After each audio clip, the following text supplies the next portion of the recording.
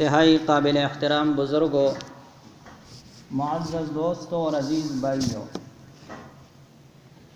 اللہ تعالیٰ کے فضل و کرم سے رمضان المبارک کا عاشرہ پورا ہونے کو ہے، اور الحمدللہ اللہ تعالیٰ نے ہم سب کو یہ توفیق عطا فرمائی ہے کہ ہم رمضان المبارک کے اس مبارک عظمتوں اور سعادتوں والے مہینے میں داخل ہو چکے ہیں، جس مبارک مہینے میں قرآن مقدس جیسی عظیم کتاب اللہ تعالیٰ نے نازل فرمائی ہے۔ شہر رمضان الذی انزل فیہ القرآن، رمضان کا مہینہ وہ مبارک مہینہ ہے جس میں قرآن کریم نازل کیا گیا، بلکہ دنیا میں جتنی بھی آسمانی کتابیں اللہ تعالیٰ نے نازل فرمائی ہیں، جن میں سے 4 بڑی کتابیں اور 100 یا 110 صحائف ہیں، وہ تمام کے تمام رمضان المبارک میں ان کے نزول کا آغاز ہوا ہے۔ 6 رمضان المبارک کو زبور، 12 رمضان المبارک کو تورات، 13 رمضان المبارک کو انجیل اور 24 رمضان المبارک کو قرآن کریم جیسی مقدس کتاب کے نزول کا آغاز اللہ تعالیٰ نے فرمایا ہے۔ بلکہ رمضان المبارک کا مہینہ تو وہ مبارک مہینہ ہے جس کے بارے میں قرآن کریم کا فیصلہ یہ ہے کہ اس مہینے میں ایک رات لیلۃ القدر کے نام سے اللہ تعالیٰ نے اس امت کو عطا فرمائی ہے، جس ایک رات کی عبادت 1000 مہینوں سے بڑھ کر ہے۔ لیلۃ القدر خیر من الف شہر، لیلۃ القدر کی عبادت ایک رات کی 1000 مہینوں سے بڑھ کر ہے۔ اور رمضان المبارک کا مبارک مہینہ وہ مہینہ ہے جس میں اللہ تعالیٰ رسول اللہ صلی اللہ علیہ وسلم کے امتیوں کے گناہوں کی بخشش فرماتے ہیں۔ وَرَمَضَانٌ إِلَى رَمَضَانَ كَفَّارَاتٌ لِمَا بَيْنَهُنَّ، ایک رمضان سے لے کر دوسرے رمضان تک جس مسلمان سے گناہ ہوتے رہتے ہیں بتقاضۂ بشریت، اللہ تعالیٰ جب وہ رمضان کے روزے رکھتا ہے تو رمضان کے روزوں کے بدلے رمضان کی راتوں میں تراویح کی عبادت ادا کرنے کے عوض اس کے گناہوں کو بخشتے رہتے ہیں، معاف کرتے رہتے ہیں۔ من صام رمضان ایمانا واحتسابا، جو شخص رمضان کے روزے رکھے ایمان کی حالت میں ثواب کی نیت سے، غفر له ما تقدم من ذنبہ، اس کے ماقبل گناہ تمام کے تمام معاف کر دیے جاتے ہیں، بخش دیے جاتے ہیں۔ ومن قام رمضان ایمانا واحتسابا غفر له ما تقدم من ذنبہ، اور جو رمضان کی راتوں میں تراویح کی مقدس سنت کو ادا کرے، عبادت کرے ایمان کی حالت میں ثواب کی نیت سے، غفر له ما تقدم من ذنبہ، تو اس کے ماقبل گناہ اللہ تعالیٰ مٹا دیتے ہیں، معاف کر دیتے ہیں، اور ایسے معاف کر دیتے ہیں کہ ان کا ذکر، ان گناہوں کا ذکر پھر اعمال نامے میں بھی نہیں ملے گا۔ انسان کے اعضاء سے بھی وہ گناہ بلا دیے جائیں گے۔ جس مکان اور جگہ پر اس نے وہ گناہ کیے ہیں، وہ مکان اور جگہ اس پر قیامت کے دن گواہی دے گی۔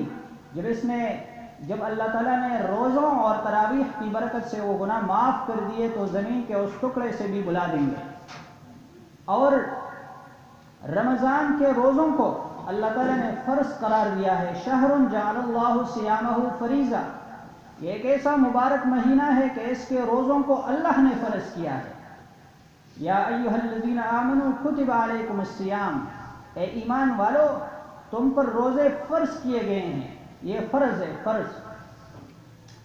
وقیام لیلہ تطوعا، اور رات کی عبادت کو اللہ تعالیٰ نے مسنون قرار دیا ہے، اضافی ثواب کا ذریعہ قرار دیا ہے۔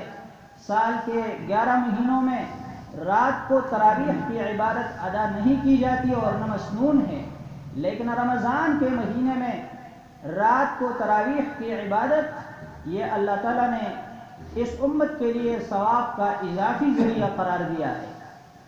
اور رمضان کا مہینہ وہ مہینہ ہے جس کا پہلا عشرہ یہ رحمت کا باعث ہے، اور اس کا دوسرا عشرہ وَأَوْسَطُهُ مَغْفِرَةٌ یہ بخشش کا ذریعہ ہے، وَآخِرُهُ عِتْقٌ مِّنَ النَّارِ اور اس کا آخری عشرہ جہنم سے آزادی کا ذریعہ ہے۔ ویسے تو ایک روایت میں آتا ہے وَلِلَّهِ عُتَقَاءُ اللہ تعالیٰ آزادی کے فیصلے فرماتے ہیں رمضان المبارک کے مہینے میں، وَذَلِكَ فِي كُلِّ لَيْلَةٍ اور یہ ہر رات فیصلے صادر ہوتے ہیں کہ جو ایمان کی حالت میں لوگ مر گئے ہیں اور بتقاضائے بشریت انسان ہونے کے ناطے ان سے گناہ سرزد ہو چکے ہیں اور وہ جہنمی بن گئے ہیں، لیکن اللہ تعالیٰ رمضان کی برکت سے ان کو یہ خصوصی انعام عطا فرماتے ہیں کہ ان کو بخشش کے فیصلے صادر فرماتے رہتے ہیں، ان کی بخشش کے فیصلے کرتے رہتے ہیں۔ شہر یہ ایک ایسا مہینہ ہے من ادا فیہ بخصلۃ جو شخص اس میں ایک نیکی کرتا ہے، نفل پڑھتا ہے، نفل نیکی کرتا ہے تو کما کان کمن ادا فریضۃ فیہ اس کو فرض کا ثواب ملتا ہے، اور جو ایک فرض ادا کرتا ہے ومن ادا فریضۃ کان کمن ادا 70 فریضۃ فیما سوا تو اس کو ان 70 فرضوں کے بقدر ثواب ملتا ہے جو اس مہینے کے علاوہ 11 مہینوں میں کوئی شخص فرض ادا کرتا ہے۔ اس مہینے میں ایک فرض کی ادائیگی 70 فرضوں کے بقدر شمار کی جاتی ہے، 70 فرضوں کے بقدر اس پر ثواب ملتا ہے۔ اسی لیے عام مسلمانوں کی کوشش ہوتی ہے کہ ان پر اللہ کی طرف سے جو عائد کیے گئے فرائض ہیں وہ رمضان ہی میں ادا کر دے۔ مثال کے طور پر زکوٰۃ فرض ہے تو اکثر مسلمان جو صاحب استطاعت ہے اور شریعت کا ان کو حکم ہے کہ آپ زکوٰۃ ادا کریں، وہ رمضان کے مہینے میں اپنے مال کا زکوٰۃ ادا کر کے اپنے آپ کو بھی پاک کر لیتے ہیں، اپنے مال کو بھی پاک کر لیتے ہیں۔ اسی وجہ سے خیال ہوا کہ رمضان المبارک کے ساتھ زکوٰۃ کے مسئلے کا اور زکوٰۃ کی فرضیت کا خاص تعلق ہے۔ زکوٰۃ کے کچھ احکام و مسائل اور اہمیت و فرضیت، ادا کرنے کے وعدے اور ادا نہ کرنے کے وعیدات آج کے جمعے کے بیان میں ان کی وضاحت کر دی جائے۔ تو سب سے پہلی بات یہ ہے کہ زکوٰۃ یہ اسلام کے ارکان میں سے تیسرا رکن اور فرض ہے۔ سورہ توبہ میں اللہ تعالیٰ ارشاد فرماتے ہیں فریضۃ من اللہ یہ اللہ نے فرض کیا ہے، یہ اللہ کی طرف سے فرض ہے، فریضہ ہے ہر کلمہ گو مسلمان مالدار کا کہ وہ اپنے مال کا زکوٰۃ ادا کر دے۔ بنی الاسلام علی خمس اسلام کی بنیاد 5 ستونوں پر رکھی گئی ہے۔ شہادت اللہ الہ الا اللہ وان محمد الرسول اللہ، اس بات کی گواہی دینا کہ اللہ کے سوا کوئی عبادت کے لائق نہیں اور محمد صلی اللہ علیہ وسلم اللہ تعالیٰ کے بھیجے ہوئے رسول اور پیغمبر ہیں۔ وَإِقَامِ الصَّلَاةِ دوسرا رکن، نماز کو قائم کرنا۔ وَإِيتَاءِ الزَّكَاةِ تیسرا رکن، زکوٰۃ کو ادا کرنا۔ والحج حج کی ادائیگی، وصوم رمضان اور رمضان کے روزے رکھنا، یہ فرض ہے۔ اور یہ ایک ایسا فرض ہے کہ جو شخص ایمان لائے گا اس کے لیے ضروری ہے کہ دین میں داخل ہونے کے لیے اور مسلم بننے کے لیے اور مسلمان کا دینی بھائی بننے کے لیے، اخوت اسلامی میں آنے کے لیے زکوٰۃ کا اقرار کرے۔ فَإِن تَابُوا وَأَقَامُوا الصَّلَاةَ وَآتَوُا الزَّكَاةَ فَخَلُّوا سَبِيلَهُمْ اور ایک جگہ ارشاد ہے فَإِن تَابُوا وَأَقَامُوا الصَّلَاةَ وَآتَوُا الزَّكَاةَ فَإِخْوَانُكُمْ فِي الدِّينِ اگر یہ لوگ کفر اور شرک سے توبہ کریں، یہ مشرکین، وَأَقَامُوا الصَّلَاةَ نماز کی پابندی کرے، وَآتَوُا الزَّكَاةَ اور اپنے مالوں کا زکوٰۃ دیا کرے، فَإِخْوَانُكُمْ فِي الدِّينِ تو پھر تمہارے مسلمان بھائی شمار ہوں گے، دینی بھائی شمار ہوں گے۔ اور اگر کوئی شخص زکوٰۃ سے انکار کرے تو وہ دائرے اسلام سے خارج ہو جاتا ہے۔ ایک ہے زکوٰۃ نہ دینا، نہ دینے سے انسان گناہگار ہو جاتا ہے، اسلام سے خارج نہیں ہوتا، اور ایک ہے زکوٰۃ سے انکار کرنا، زکوٰۃ کو فرض نہ ماننا، اس سے انسان کافر ہو جاتا ہے۔ رسول اللہ صلی اللہ علیہ وسلم کو حکم تھا، خذ من اموالہم صدقۃ تطہرہم وتزکیہم بہا وصلی علیہم۔ یہ لوگ جو مالدار ہیں آپ کے پاس اپنے مالوں کی زکوٰۃ لے آئے، خذ من اموالہم صدقۃ، تو آپ ان کے مالوں کا صدقہ اور زکوٰۃ قبول کر لیا کریں۔ تطہرہم وتزکیہم بہا، ان کے ظاہر اور مال بھی اس کے ذریعے سے پاک ہوں گے۔ تطہرہم وتزکیہم بہا، ایک ہے طہارت، ایک ہے تزکیہ۔ طہارت ظاہری صفائی، تزکیہ باطنی صفائی۔ وتزکیہم بہا، ان کے دل بھی ان میں روحانیت آئے گی، ان کے دل بھی اس سے صاف ہوں گے، تزکیہ ان کا ہوگا۔ وصلی علیہم، اور جب آپ زکوٰۃ قبول کر لیں ان کی طرف سے اور فقراء پر تقسیم کر دے تو پھر آپ ان کے لیے دعائیں کیا کریں۔ وصلی علیہم ان صلاتک سکن لہم، آپ جب ان کو دعا دیتے ہیں تو ان کے دلوں کو تسکین اور سکون اطمینان ملتا ہے۔ تو ایک صحابی تھے ابو اوفا، وہ اپنی مال کے زکوٰۃ لے آئے، تو رسول اللہ صلی اللہ علیہ وسلم نے زکوٰۃ قبول کر کے اس آیت پر عمل فرماتے ہوئے ان کے لیے دعا کی، اللہم صلی علی آل ابی اوفا، یا اللہ ابو اوفا کے پورے خاندان پر رحمت نازل فرما۔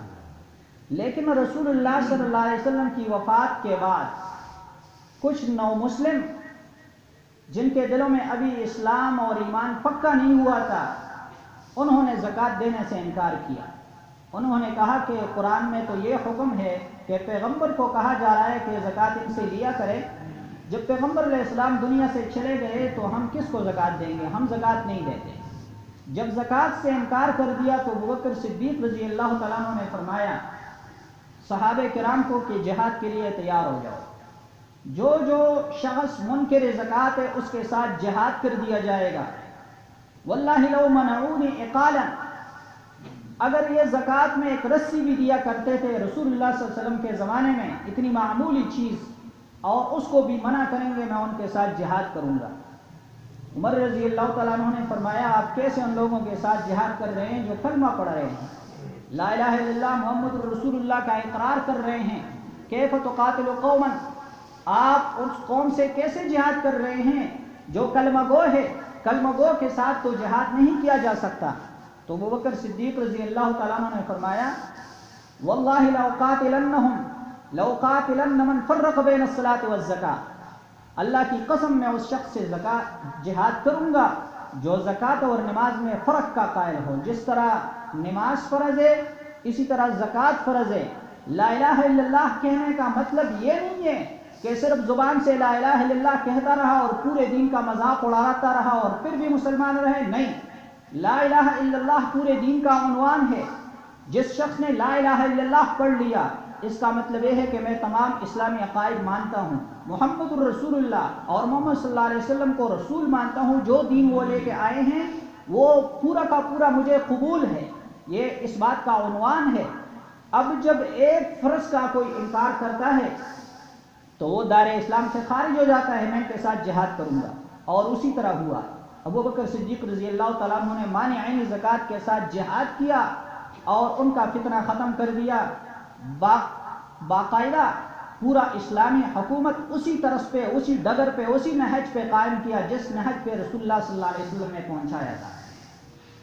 اور یہ زکوٰۃ کا حکم صرف اس امت کو نہیں ہے، یہ ما قبل امتوں کو بھی حکم تھا۔ وَأَوْحَيْنَا إِلَيْهِمْ، ہم نے ابراہیم علیہ السلام اور اسحاق علیہ السلام کو وحی کی، فعل الخیرات، نیکی کے کام کیا کرے، وَإِقَامَ الصَّلَاةِ، نماز قائم کیا کرے، وَإِيتَاءَ الزَّكَاةِ، زکوٰۃ دیا کرے۔ اسماعیل علیہ السلام کے بارے میں ارشاد ربانی ہے وَكَانَ يَأْمُرُ أَهْلَهُ بِالصَّلَاةِ وَالزَّكَاةِ، وہ اپنے گھر والوں کو نماز کا اور زکوٰۃ کا حکم دیا کرتے تھے۔ عیسیٰ علیہ السلام ماں کے گود میں تقریر کر رہے ہیں، قال انی عبد اللہ आतानी अल किताब वजालनी नबिया वजालनी मुबारकन, मुझे बरकत वाला बनाया है, ऐनमा कुन्तु, जहाँ भी मैं हूँ। और मुझे यह हुक्म है कि मैं नमाज को कायम करूँगा और ज़कात दिया करूँगा। बनी इसराइल से पक्के वादे लिए गए थे कि तुम लोग ज़कात दिया करोगे। वही अख़ज़ना मीसाक़ बनी इसराइल ला ताबुदून इल्लल्लाह, हमने बनी इसराइल से वादा लिया कि इबादत और बंदगी सिर्फ अल्लाह की करनी है।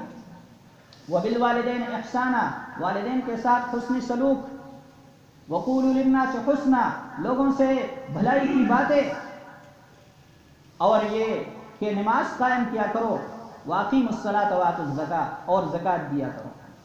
कुरान करीम में 82 मकामात वो हैं, 82, 2 ऊपर 80, 82 मकामात वो हैं जिन मकामात पर अकीमुस्सला, नमाज कायम करो के साथ आतुज़ ज़कात का हुक्म है। नमाज कायम करो, ज़कात दिया करो, नमाज कायम करो, ज़कात दिया करो। मुसलमानों में से 50% वो होंगे जो नमाज तो पढ़ते हैं, 50% नहीं पढ़ रहे होंगे, लेकिन 10% भी वो नहीं है जो ज़कात दिया करें। हालांकि दोनों का हुक्म इकट्ठा है, अक़ामुस्सला अक़ीमुस्सला आतुज़ ज़कात, अक़ीमुस्सला आतुज़ ज़कात, अक़ीमुस्सला आतुज़ ज़कात। जब हुक्म ही इकट्ठा है तो अहमियत ही एक जैसी है। लिहाजा रसूलुल्लाह सल्लल्लाहु अलैहि वसल्लम जब मुआज़ रज़ी अल्लाह तआला अन्हु को भेज रहे थे यमन, तो रसूलुल्लाह सल्लल्लाहु अलैहि वसल्लम ने फरमाया, इन्नका ताती कौमन अहलल किताब, आप अहले इल्म, अहले किताब के पास जा रहे हैं, सबसे पहले उनको तौहीद की दावत दे। जब वो तौहीद के कायल हो जाए तो नमाज की दावत दे। जब नमाज के कायल हो जाएं तो उनको दावत दे, उनसे अर्ज करें कि अल्लाह ताला ने तुम पर ज़कात फ़र्ज की है। तुख़ज़ु मिन अग़नियाइहिम, मालदारों से ज़कात वसूल की जाएगी, फ़तुरद्दु फ़ी फ़ुक़राइहिम, फ़ुक़रा को दी जाएगी। और ये इस्लाम ने ये फरीज़ा इसलिए मुक़र्रर किया है, ज़कात का माना ही पाकी और सफाई है कि इंसान के माल में भी पाकी और सफाई आ जाए, और इंसान के मन, दिल और बदन में भी पाकी और सफाई आ जाए, और बुख़्ल जैसी मज़मूम खसलत इससे ख़त्म हो जाए। वसयुजन्नबुहल अत्क़ा अल्लज़ी युती मालहु यतज़क्का, जहन्नम से उस शख्स को बचाया जाएगा जो अपने माल को इसलिए दे रहा है अल्लाह के राह में, अल्लाह की रज़ामंदी के लिए, कि वो पाक हो जाए। तो ज़कात ये पाकी का ज़रिया है, ये माल में बरकत का सबब है। जो शख्स ज़कात अदा करता है, फरिश्ते उसको दुआ देते हैं, अल्लाहुम्मा आति, या अल्लाह दिया करे, मुनफ़िक़न खलफ़न, जो शख्स ज़कात दे रहा है इसके बदले और माल, और जो शख्स ज़कात को मना कर रहा है, वात मुमसिकन तलफ़न, या अल्लाह उसके माल को बेबरकत बना दे, ख़त्म कर दे। यमहक़ुल्लाहु रिबा, अल्लाह ताला सूद को ख़त्म करता है। सूद का आखिरी अंजाम ही बंदे का कंगाल होना है। वयुर्बिस सदक़ात, सदक़ात को बढ़ाता रहता है। सदका जो इंसान देता है ये क़यामत के दिन इस हाल में आएगा कि इसके ऊपर छतरी, साइबान साया किए हुए होगा। और जो शख्स अपने माल का हक अदा करता है उसके साथ जन्नत का वादा है, उसके साथ फलाह का वादा है, उसके साथ हिदायत का वादा है, उसके साथ कामयाबी का वादा है। हर शख्स को चाहिए कि अपने माल में से 2.5% ज़कात अदा किया करे। और जो शख्स ज़कात अदा नहीं करता, एक तो उसके माल से बरकत ख़त्म हो जाती है, और दूसरी ये कि अल्लाह ताला उसके माल को उसके लिए मुसीबत बना देते हैं, और क़यामत के दिन उसके लिए जहन्नम का फैसला किया जाएगा। अगर जानवर ज़मीन पर न बसते तो मालदारों की ज़कात अदा न करने की नहुसत इतना ज़्यादा है कि एक कतरा बारिश भी न बरसती, और अल्लाह ताला पूरी कौम पर क़हत मुसल्लत फरमा देते। लेकिन जानवर है, अहले ईमान है, बच्चे हैं, बूढ़े हैं, औरतें हैं, कमज़ोर मुसलमान हैं, अल्लाह से मांगते रहते हैं, अल्लाह ताला अपनी रहमत बरसाते रहते हैं। जो शख्स अपने माल का ज़कात अदा नहीं करता, क़यामत के दिन उसी माल के तख्ते बना दिए जाएंगे, जहन्नम के अंगारों में उसको अंगारों में रखा जाएगा।